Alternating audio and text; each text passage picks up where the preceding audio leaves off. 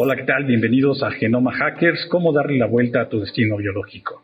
Este es el podcast que habla de ti a nivel molecular. Bienvenidos a Genoma Hackers, el podcast del IMEGEN, donde analizamos desde una perspectiva genómica las grandes preguntas que nos hacemos en torno a la salud humana y a las ciencias de la vida.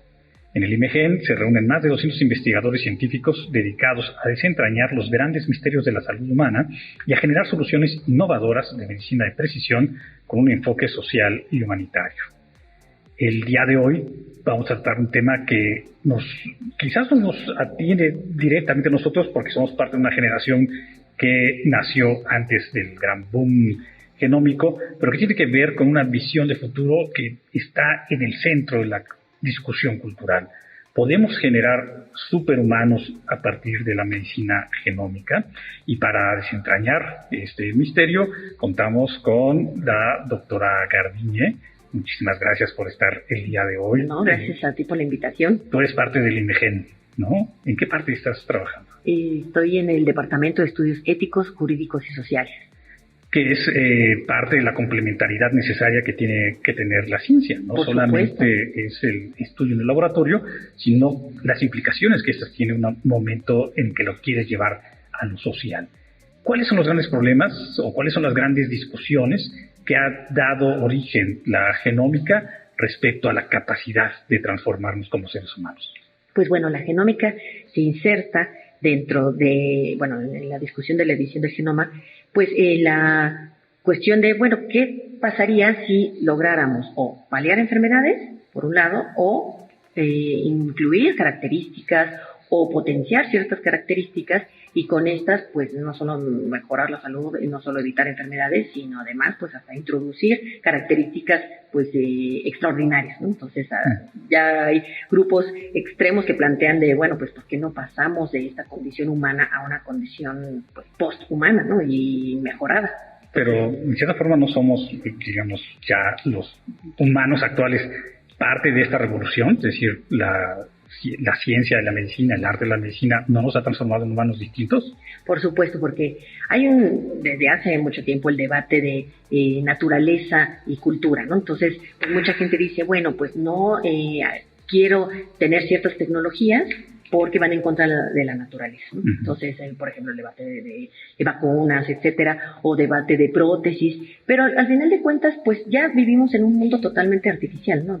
Desde que pues tomamos medicinas para la gripa, que antes, hace 2 siglos, mataba a miles de personas, o tenemos ortodoncia, pues ya estamos en un mundo en donde las intervenciones en la salud, pues ya no podemos decir el ser humano es totalmente natural, ¿no? Uh-huh. Entonces, pero aquí el gran dilema es dónde está esa delgada línea entre, pues paliar enfermedades, curarlas o aminorar ciertos síntomas y el caer en la cuestión de, pues ya queremos una, pues, comillas, raza superior, un superhombre que, pues, salga de esta condición que tenemos, ¿no? Entonces, esa delgada línea es difícil, ¿no? Parece que la discusión es entre lo posible y lo deseable, ¿no? Totalmente. ¿Qué es lo que es posible? Lo posible hoy en día, pues a través de la medicina genómica, es, pues, por supuesto, analizar no solamente el mapa del genoma humano, que eso, fue el gran centro del proyecto Genoma Humano, sino pues también correlacionar las mutaciones que tienen los genes con enfermedades, ¿no? Y a raíz de eso, y con las características del fenotipo. Y entonces, pues se están planteando ideas de, usar las tecnologías, porque, no solo CRISPR, que es la que actualmente, pues hablamos de ella, pero las tecnologías de edición del genoma para hacer terapia génica o, pues para poder modificar directamente y eliminar una mutación que causa una enfermedad. Uh-huh. Eso pues está siendo factible, en el laboratorio se están haciendo, por supuesto que investigación con diversas enfermedades y algunas instituciones pues están planteando ya protocolos de investigación, claro, acotados, ¿no? Porque pues muchas de estas enfermedades son enfermedades raras, enfermedades monogénicas que son debidas a un solo gen y pues se puede estudiar si eliminando esa mutación o modificando ese gen pues se corrige la enfermedad. Yo me quisiera dar quizás un pasito atrás en ese sentido, ¿no? Porque hoy sí podemos hablar ya con ese nivel de precisión del genoma, de entrar en la célula, sacar un componente diminuto que puede estarse replicando en nuestro cuerpo y transformarlo. Pero toda la medicina, en cierta forma, moderna, o incluso yo diría clásica, tiene que ver con transformar el cuerpo, con modificarlo, con pasar de una dolencia, por ejemplo, a la ausencia de dolor. Eso ya es una modificación biológica. Eliminar una enfermedad o un padecimiento. Los trasplantes de órganos. O los trasplantes de órganos. Es decir, esta discusión viene de antes de que la genómica como tal planteara la posibilidad de diseñar a un ser humano. Pero ya estamos diseñando humanos desde antes, ¿no? Sí, realmente, pues a través de diversas tecnologías se ha logrado la modificación, pues no corporal completa, pero bueno, pues por supuesto que en temas muy concretos, ¿no? Como trasplante de órganos, cirugía plástica, implante de prótesis. Entonces, realmente llevamos pues décadas pensando en esta modificación y en cómo pues más bien evitar los síntomas de la enfermedad. Claro. Lo que se plantea ahora también la genómica es evitar siquiera que aparezca la enfermedad, ¿no? Entonces, evitar desde el nacimiento o previo al nacimiento, pues corregir un gen que vaya a tener esa mutación y que a lo largo de la vida de esa persona cuando nazca, pues desarrolle esa enfermedad. Sí. Entonces, ese es el gran planteamiento. Claro que también, pues ahora sabemos, pues cada vez con más certeza de pues la importancia de las enfermedades multifactoriales, porque pues cuando estaba todavía a punto de terminar el proyecto Genoma Humano, pues estaba esta idea determinista, ¿no? De que el genoma pues va a ser, nos va a dar toda la secuencia y con esta secuencia pues casi como fórmula algorítmica le cambio una cosa y se corrige otra, ¿no? Pero pues ya cada vez sabemos que es más complejo porque pues una enfermedad pues por lo general la mayoría de las enfermedades son multifactoriales, ¿no? Entonces de esa enfermedad que quisiéramos corregir, cáncer por ejemplo, pues bueno, habría que ver qué componente genético tiene para que aparezca y pues todos los factores de alimentación, estilo de vida, higiene, no higiene, etcétera, se han motivado que aparezca en los síntomas y los efectos de las distintas enfermedades. ¿Dirías que al día de hoy es posible, al menos en algunas enfermedades, poder tener ese mapa completo de, si no de la evitación, por lo menos sí del tratamiento preciso? Se podría ya tener ese mapa, realmente no me gustaría asegurarlo categóricamente porque me faltan más conocimientos biológicos y quiero aclararle al público que yo soy abogada, entonces pues por lo mismo siempre digo, estaría increíble saber más de estos temas, ¿no? Pero realmente sí se puede saber de algunas enfermedades y que las causan ya desde hace muchos años, desde los 70, cuando se hacían los carotipos, etcétera, pues ya se sabía de esas enfermedades monogénicas como Huntington. Entonces, pues a esas son las que ahorita muchos protocolos serios de investigación y rigurosos están apuntando, ¿no? Es decir, bueno, pues la beta-talasemia, etcétera, si esas se pueden llegar a corregir. Y ya ha habido investigación, por ejemplo, un caso de la primera aplicación de CRISPR en humanos fue en embriones inviables en China, con unos científicos que dijeron vamos a corregir la beta-talasemia, ¿no? Pero bueno, pues en eso están explorando. Después hubo otra investigación en 2017 con el equipo de Mitalipov que querían corregir la mutación en el gen que causa la cardiomiopatía hipertrófica. Entonces, bueno, pues están apuntándole a ese tipo de enfermedades.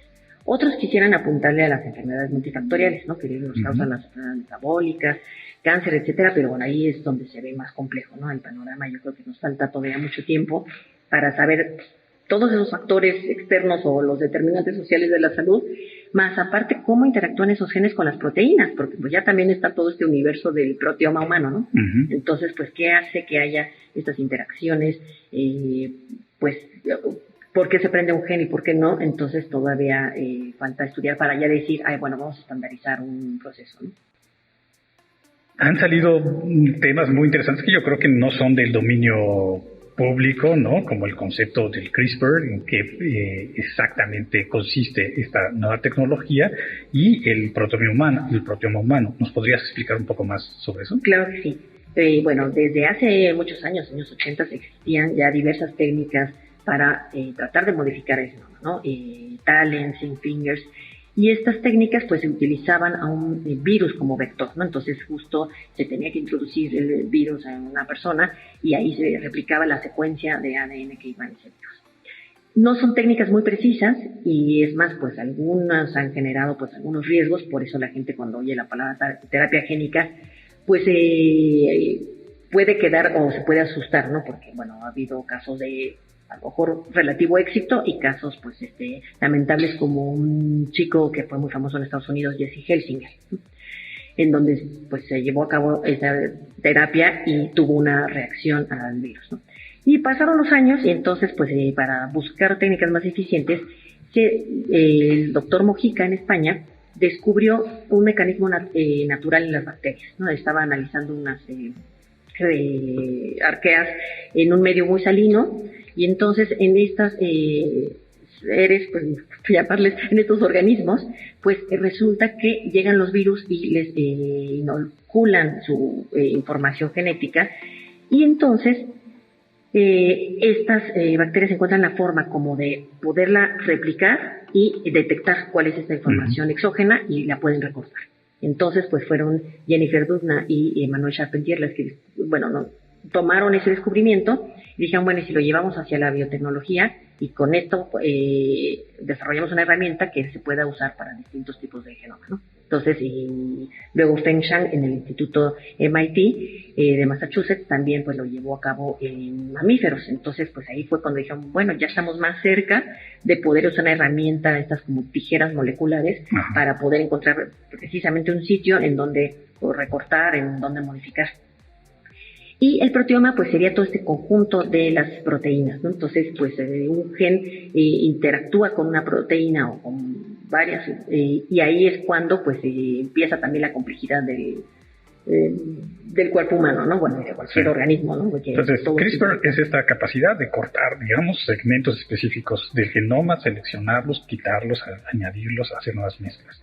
Y lo otro sería ver cómo están interactuando con los nutrientes y con el resto de los elementos que influyen en el desarrollo de las células, ¿no? Sí, y entonces pues de ahí es todo un mundo apasionante porque justo pues todo lo que se pensaba que con el proyecto Genoma Humano, que iba a durar 15 años, pero al final duró 13, pues sí, se obtuvo el mapa del genoma humano, pero ese mapa, pues al final de cuentas, interactúa con todo este otro universo de proteínas, ¿no? Entonces, ahí sí se han hecho grandes avances, pero todavía nos falta mucho, ¿no? Para poder determinar este gen es el que regula tal característica, o estos genes, porque pueden ser 5 genes que regulen una característica, ¿no? Entonces, o en este gen se encuentra esta mutación y esta es la que nos da la enfermedad, pero pues entonces también esa mutación pues va a variar entre que el gen interactúa. Siendo optimistas o realistas, ¿en cuánto tiempo crees tú, así pensando en el desarrollo que lleva la ciencia, podríamos contar al menos con una clave clara para la transformación del genoma en una persona y que impacte generacionalmente? Yo creo que pues será como en unos 15, 20 años cuando ya se tenga pues más estandarizado, porque ahorita pues son protocolos aislados, ¿no? Pues en una institución se llevan a cabo y pues se trata de ver la seguridad, la eficacia y la eficiencia, porque pues a lo mejor sale el experimento con éxito, pero habría que ver si realmente esa persona pues con el paso de los años pues acaba dejando de tener los síntomas de esa enfermedad o una enfermedad que para la cual tenía una predisposición, se intervino en su genoma y ya ni siquiera aparece la enfermedad, ¿no? Entonces, para poder valorar eso, pues yo creo que todavía faltan muchos años. Y el modificar el genoma, pues en personas que todavía ni han nacido, porque bueno, pues mucho de lo que ahorita vamos a platicar de ese debate no es lo mismo modificar el genoma de personas que pueden consentir y decir, bueno, pues yo doy mi consentimiento informado para participar en una investigación porque pues tengo tal enfermedad y quisiera ver si con esta intervención se modifica, que en las nuevas generaciones a través de modificar ya sea los óvulos o los espermatozoides, ¿no? Entonces, si se modifican esos, pues ya los seres que se formen a raíz de eso, pues quién sabe qué modificaciones aparecerán, a lo mejor positivas, a lo mejor sí se elimina la enfermedad que se quería eliminar, pero podría también haber otro efecto no deseado, ¿no? Entonces, para que se pueda valorar y se pueda ya decir, bueno, pues hay algo más estandarizado, yo creo que sí todavía faltan muchos años. O sea, todo esto nos lleva al tema de la eugenesia, ¿no? Esta capacidad de elegir las mejores características con las que podría contar una persona desde su nacimiento. ¿Cómo nos estamos moviendo como sociedad en el tema de la eugenesia? Justo esto lo relaciono con lo que comentabas hace rato de este deseo de mejorarse. Realmente cuando uno escucha términos como transhumanismo, que ahorita platico de qué significa, pues uno pensaría, esto es actual, que apenas surgió. No, el transhumanismo se viene motivando desde los años 50 con el hermano de Aldous Huxley, el autor del Mundo Feliz. Justo él ya proponía que se podía modificar al ser humano, que todavía no se tenía muy bien con qué herramientas, pero que se podría modificar para lograr una especie superior, ¿no? Y de ahí surge el término de transhumanismo, como para decir, bueno, va a ser un ser más. De hecho, uno ve hasta el símbolo que utilizan y es así como un H y un más, como del hombre mejorado, el hombre con un plus, ¿no? Y él también era promotor de la eugenesia.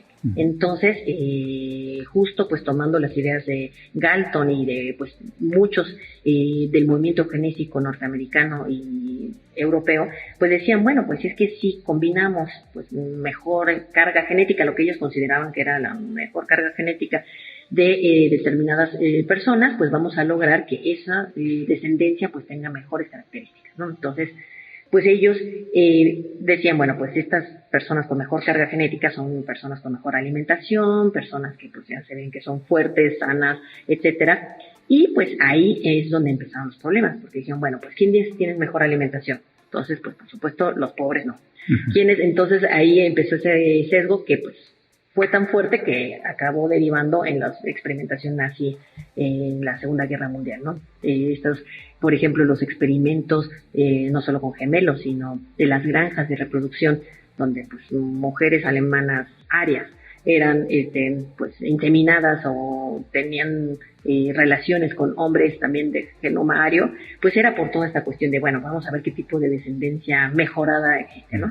Entonces, por eso una idea que pues era, bueno, pues vamos a reunir mejores características, pues acabó teniendo esta derivación tan terrible y poco deseada y tan, que ahora ya sabemos pues que totalmente contraria a los derechos humanos. Entonces, por eso cuando se habla de eugenesia, pues mucha gente se remite a esos antecedentes de la Segunda Guerra Mundial y pues piensa, no, es que al final de cuentas cualquier mejora que se quiera hacer pues podría caer en esa parte, ¿no? Si no nos vamos con cuidado, si no nos vamos, está esta argumentación que se llama la pendiente resbaladiza, ¿no? De pensar de, si abres la puerta para algo, pues esto se va a ir volviendo como una bola de nieve descendiente, ¿no? Y se va a acabar haciendo una puerta gigante cuando abriste nada más así una rendija, ¿no? Entonces, pues muchas personas tienen el temor de que si esto se empieza a hacer, tratar de elegir cierto tipo de genomas, pues vamos a caer en la eugenesia de ese estilo. Y están los más moderados que dicen, bueno, pues al final de cuentas no tendríamos una adecuada regulación, no tendríamos por qué caer en esas situaciones, sino pues realmente tratar de medir que se utilicen estas tecnologías para evitar enfermedades, no para elegir características que se consideran deseables, ¿no? Como color de ojos, altura, etcétera. Pues realmente eso no es que le aporte más o menos salud a alguien, ¿no? No, pero le da más o menos oportunidades de tener una inserción social específica. Es decir, el tema de la eugenesia y el tema de la modificación genómica van un poco de la mano, pero son cosas distintas. ¿Dónde debemos ubicarnos como sociedad hoy en día en torno a estas discusiones? Quitando de lado, digamos, las limitaciones raciales o netamente históricas y considerando las posibilidades que nos ofrece la ciencia mundial. Claro, ahí pues es un poco difícil porque incluso en los debates de las cumbres internacionales, se han celebrado 2 cumbres internacionales sobre la edición del genoma humano, justo una a partir de cuando se hizo esta experimentación con beta-talasemia, se organizó esta cumbre pues como para decir, bueno, pues ya se está empezando a utilizar en embriones, no de una forma sistemática ni nada, sino justo en esta investigación. Además estaba muy acotada porque en China se puede experimentar con embriones. Entonces dijeron, bueno, vamos a usar embriones inviables. Entonces ellos lo tenían acotado, pero aún así la Academia de Ciencias de Estados Unidos y la Academia de Ciencias de China decidieron llevar a cabo esa cumbre. Y luego se hizo la segunda en 2018, que fue cuando surgió otro escándalo chino pero eso ya lo platicaremos después. Pero entonces ahí surgen estos temores, o sea, porque no es solamente como del imaginario colectivo, ¿no? Que uno podría pensar, bueno, pues después de ver películas como Gattaca y demás, pues podría uno pensar que ya se va a utilizar para eso. Y en estas cumbres y en distintos foros de la UNESCO se ha discutido el tema de, bueno, pues sí tener precaución para que no se lleven estas prácticas hacia modelos de querer construir una mejor raza, que ahora ya también el concepto está bastante cuestionado, tratar de pues ir con precaución para no transmitir hacia las generaciones futuras a lo mejor pues consecuencias no deseadas. Entonces, sí es una cuestión que se discute seriamente, ¿no? No solamente como para que, no es para asustar y decir, bueno, no debe de haber ciencia, pero sí para decir, bueno, pues, ¿qué podemos hacer al respecto? Pues que no se, por ejemplo, hay dos documentos muy importantes. La UNESCO emitió un documento a través de su comité de ética, porque tanto la UNESCO como el Consejo de Europa tienen comités de ética y de bioética, y entonces en estos comités determinaron pues emitir dos documentos. Entonces la UNESCO ya había emitido en 1997 la Declaración Universal sobre el Genoma Humano y los Derechos Humanos. En 2015 proclaman este otro documento donde dicen, bueno, vamos a hacer una reflexión de lo que escribimos años atrás, y uno de los temas era la edición del genoma. Y luego, por su parte, el Consejo de Europa, que tiene el convenio de Oviedo, que es el único convenio internacional sobre temas de bioética, que es el convenio sobre biomedicina, también desde 1997 insertaron un párrafo de genoma humano, y ahí se dijo, bueno, pues se puede modificar el genoma siempre y cuando sea para personas que pueden consentir, ¿no? Entonces ellos, el Consejo de Europa, también emite en 2015 un documento, pero ahí sí específico sobre la edición del genoma. La de la UNESCO es como muchísimo más general, y esta es específico sobre el tema. Y entonces, viendo esos documentos, pues puede uno percatarse de que lo que ellos sugieren es, bueno, por lo pronto, precaución, para ir valorando caso por caso, para que no sea de, bueno, ya de ahora en adelante está la puerta abierta para cualquier tipo de investigación, sino, bueno, vamos evaluando de acuerdo al protocolo de investigación que se presente. Después, evitar el turismo médico y el turismo científico, ¿no? Porque, pues, esto también sucede que en países con una laxa regulación, pues, muchos científicos van a esos países, o mucha gente va a aplicarse alguna terapia o algo que ofrecen en un país de laxa regulación, porque dicen, bueno, pues aquí hay terapia de todo tipo, ¿no? Que sean terapias pues muy mal reguladas, terapias no probadas, no seguras. Entonces ellos recomendaron, bueno, pues hay que evitar que estas técnicas generen esa situación de, bueno, pues entonces aquí no me permiten en este país, me voy al de junto para ver qué se hace, ¿no? ¿Y son realmente efectivas? Es decir, ¿realmente están evitando ese turismo? Pues es que ahí dependería de las agencias controladoras, ¿no? Por ejemplo, pues en Estados Unidos está la FDA, aquí en México COFEPRIS, y pues realmente, por ejemplo, sin poner el caso del genoma humano, con un caso como es la medicina regenerativa, ¿no? Que es usar las células troncales y aplicarlas para, ya sea sobre lesiones del cuerpo o, no sé, por ejemplo, se ha dicho, qué maravilloso sería que sobre un pie gangrenado se pudiera poner células troncales y esas células troncales regeneraran el tejido, ¿no? O sobre un corazón necrosado porque tuvo un infarto, se pudiera aplicar células troncales y como son células pues con una capacidad de regeneración, pues pudieran regenerar ese tejido. Pero todavía no hay resultados concretos. Y, sin embargo, ya hay un montón de clínicas que ofrecen, casi, hágalo usted en su garage, ¿no? Entonces, la gente, pues, por desgracia, cae en eso. Y ya, pues, la FDA ha emitido una serie de alertas diciendo, oigan, bueno, pues, al público, traten de no ir a esto, vayan a establecimientos serios. Pero, pues, realmente, pues, la gente dice, bueno, yo estoy desesperado, tengo tal enfermedad, voy y me aplico lo que sea, ¿no? Pero, bueno, pues, ahí se genera este riesgo grandísimo que puede, pues, hasta causar la muerte, ¿no? Entonces, viendo ese caso de que han proliferado este tipo de clínicas y no hay regulación específica o no hay un control, pues casi podríamos traducir que en otras tecnologías pues está dando también esta falta de control. Es decir, una cosa es lo que se estipule y otra cosa es lo que se haga. Y supongo que lo mismo con el caso del consentimiento. ¿Qué pasa si yo quiero experimentar con mi propio cuerpo? Pues bueno, habría de dos formas. Puede uno no sé, ser invitado a participar en un protocolo de investigación de una institución seria, científica, rigurosa, etcétera, y ahí pues, o bueno, a lo mejor no es que uno esté buscando esas instituciones, sino a lo mejor una persona que está yendo a un hospital y tiene X condición, y su médico tratante le dice, oiga, pues en esta institución estamos llevando a cabo un protocolo de investigación, y lo invita. Entonces ahí sí, pues la persona recibe un consentimiento, se le explica adecuadamente, o se debe explicar que eso es lo idóneo, a través de todo este proceso de consentimiento, ¿no? Y ya pues la persona va a entender los riesgos y los beneficios. Y si es una persona que sea adulta, capaz legalmente, pues, y que entiende los riesgos y los beneficios, pues sería adecuado que pudiera participar. Pero también pudiera darse el caso de gente que se modifica, no sé, oyendo a uno de estos lugares que pues, y muchas veces ni siquiera son clandestinos, porque uno pensaría que, por ejemplo, los de medicina regenerativa son clandestinos, y no, pero podría ir a uno de estos lugares, o incluso hay gente que ya se está planteando comprar kits de CRISPR y modificarse a sí mismo. Este movimiento es el biohacking.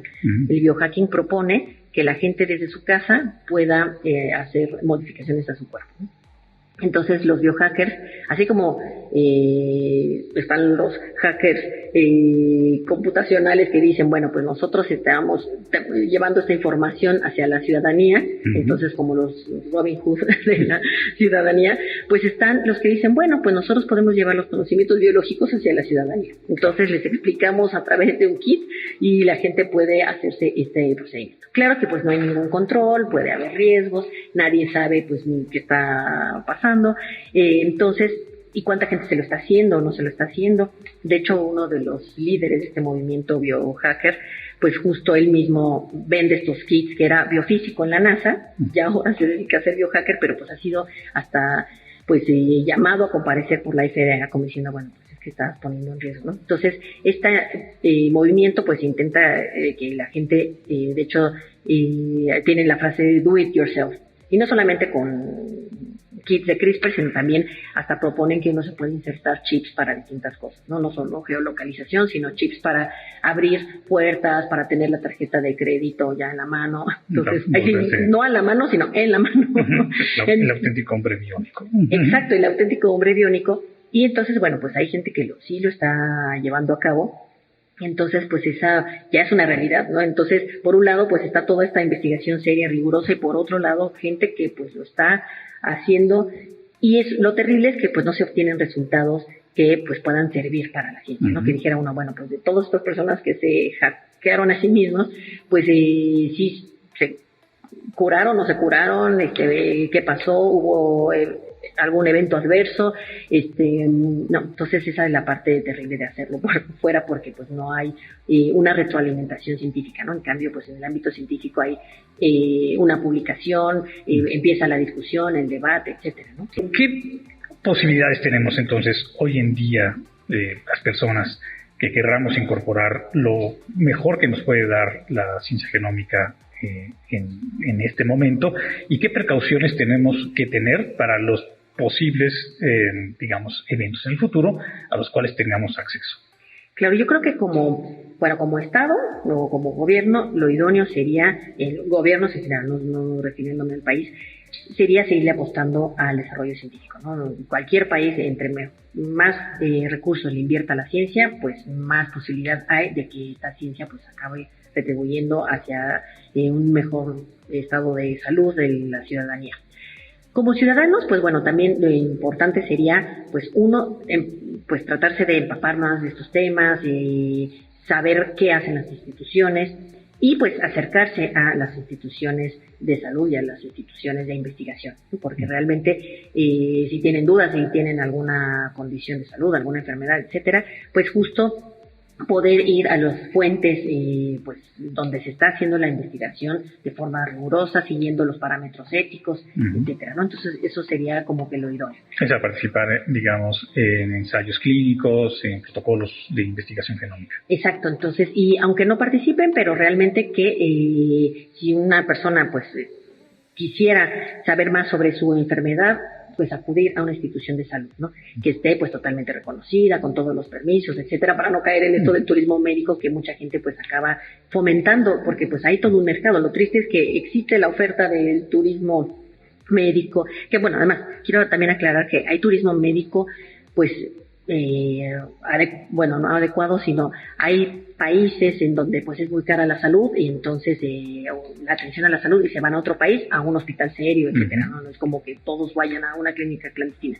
Y hay el otro tipo de turismo que es donde van a clínicas, a lugares sospechosos, justo como para decir, bueno, pues si en mi país está prohibido, lo hago en otro, ¿no? Entonces, ¿Cuál sería aquí en ese sentido la autoridad global o cuál es el circuito o sistema de autoridades a los cuales se puede acudir?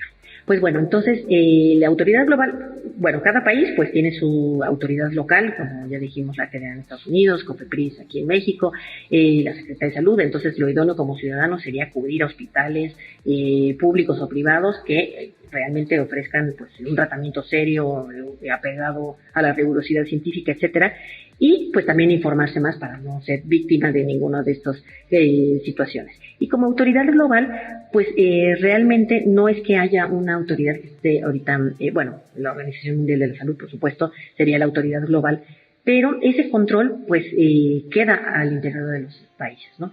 Se da un cierto control cuando suceden casos como el de He Jiankui, ¿no? El científico chino que en 2018 reportó en un video de YouTube de ya edité a 2 gemelas y ya nacieron, ¿no? Ni siquiera que edité embriones, y lo peor de todo es que su universidad no se enteró y que pues no pasó por ningún comité de ética, no tuvo ninguna revisión.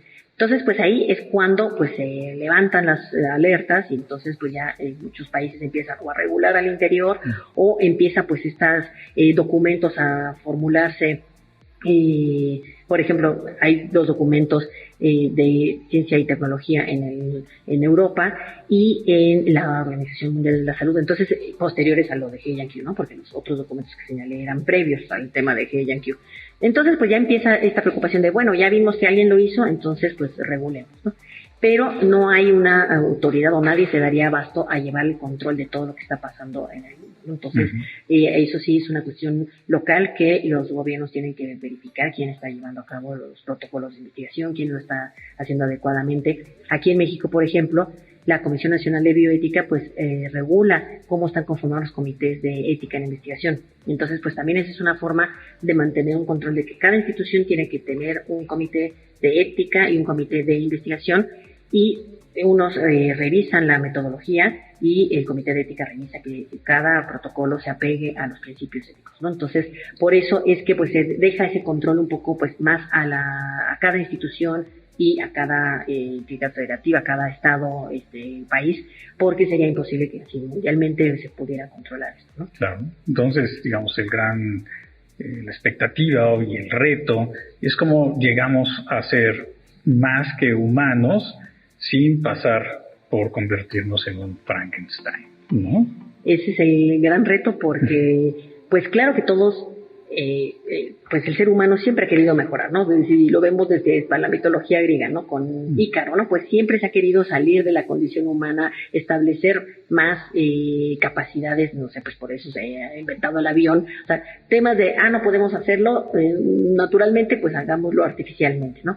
Pero bueno, pues ahí también, pues el reto es cómo ir logrando los avances científicos, pero que haya un debate público, que haya adecuada regulación y que se vaya cumpliendo esa regulación, que se vayan dando resultados positivos de la seguridad de cada tecnología, así como la industria farmacéutica que tiene que los controles de eficacia, eficiencia y seguridad, pues igual cualquier dispositivo médico, cualquier tecnología de salud tiene que pasar por ese control, ¿no? Entonces, ya que una técnica demuestre su seguridad, eficacia y eficiencia, bueno, pues ya podría ser aprobada o utilizada de una forma más, pues no masiva, sino de una forma pues más amplia, ¿no? Claro. Entonces, entonces esas recomendaciones pues sería ahorita, sobre todo yo creo que el principio de responsabilidad, tanto de los científicos, de las instituciones y el principio de precaución, ¿no? Decir, bueno, pues no porque se antoje pues deseable el poder paliar ciertas enfermedades, vamos a hacer todo lo que se pueda, ¿no? Entonces, no todo lo técnicamente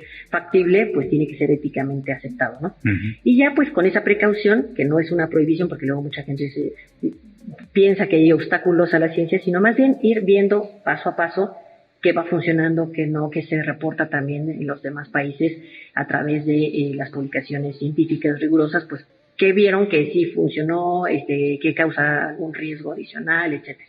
Perfecto, pues nos queda claro que hacer ciencia también es una responsabilidad social, Totalmente. humanitaria y filosófica, en este caso ética. Muchísimas gracias por la entrevista. Seguramente saldrán muchas preguntas que motivarán que sigamos con este tema. Por supuesto, yo encantada de volvernos a encontrar, porque pues además de la medicina genómica hay muchas otras temas que nos pueden dar días de plática, ¿no? Así es. Muchísimas gracias y muchas gracias a todos por escuchar Genoma Hacker. Gracias por la invitación.